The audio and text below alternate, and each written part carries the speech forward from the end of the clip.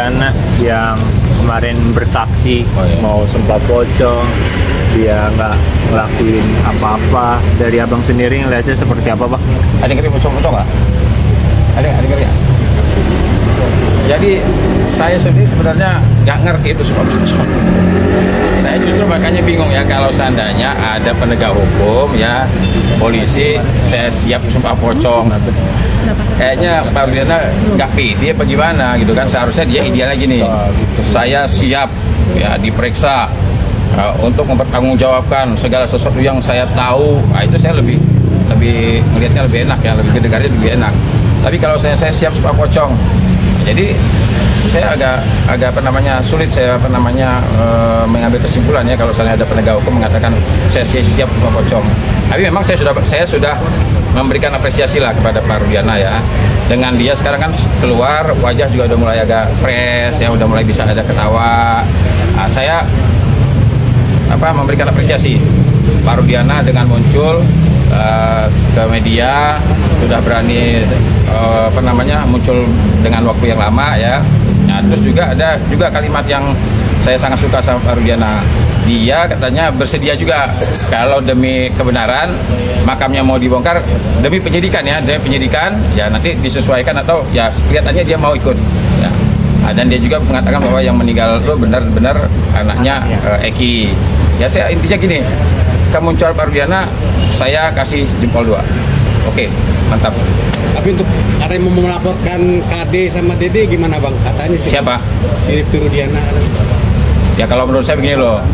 Ya kalau seandainya gini, kan tadi saya bilang keadilan bagi seluruh rakyat Indonesia kan. Nah, itu kan ada juga di sila 5, cuman itu ada keadilan sosial bagi seluruh rakyat Indonesia. Tapi intinya keadilan itu bagi seluruh rakyat Indonesia.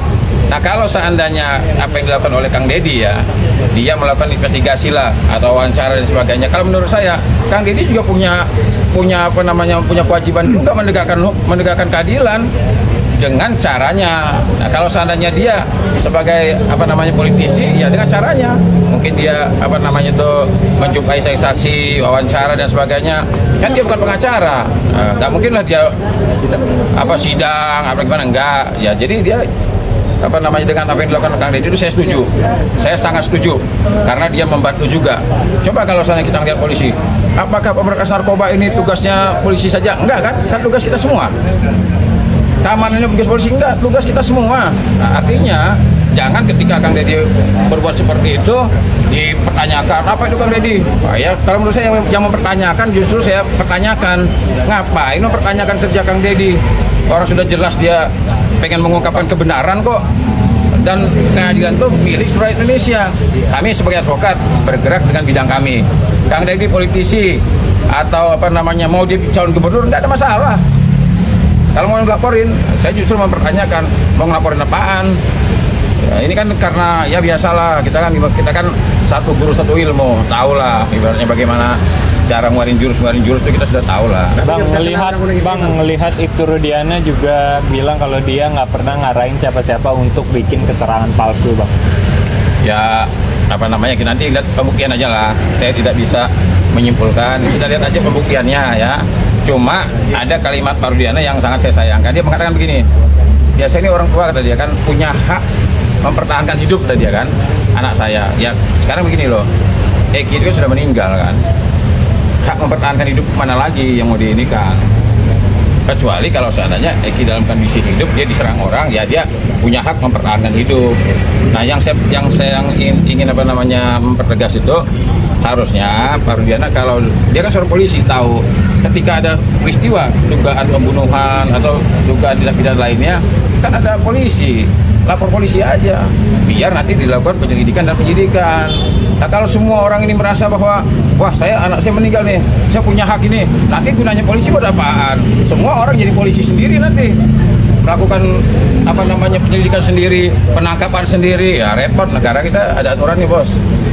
Bang, melihat hari ini juga kan masih berlangsung PK Sakat Tatal ya, Bang. Ya. Melihat PK Sakat Tatal ini yang masih kekeh kalau ini adalah kecelakaan, tapi di sisi yang lain ada Ibtu Rudiana yang masih yakin anaknya dibunuh nih, Bang. Ya karena kan Kalau 2 sarjana hukum kumpul, itu 3 pendapatnya, 4 pendapatnya, 5 pendapatnya. Apalagi kalau seandainya orang hukum kumpul 10, bisa 100 pendapatnya, wajar lah. Saya juga memiliki keyakinan ini pembunuhan, ya kan. Pihaknya yang di Cirebon, pengacara di Cirebon, yakini kecelakaan. Itu beda-beda nggak jadi masalah. Kalau menurut saya Pak Rudiana meyakini ini pembunuhan, boleh-boleh aja. Apalagi pendapat dia sama-sama saya, artinya sepemikiran. Nah, cuman yang saya tidak sepemikirannya, kenapa Pak Rudiana kalau punya kecurigaan bahwa ini pembunuhan, kenapa dia tidak melaporkan secara resmi ke polisian, biar nanti pihak kepolisian lah yang melakukan penyelidikannya secara sah, ada surat tugasnya, ada surat perintahnya, agar apa? Agar objektif, jujur, transparan, jadi tidak timbul permasalahan seperti ini. Komentar masalah, siapa yang tahu Pak Pocong? Halo.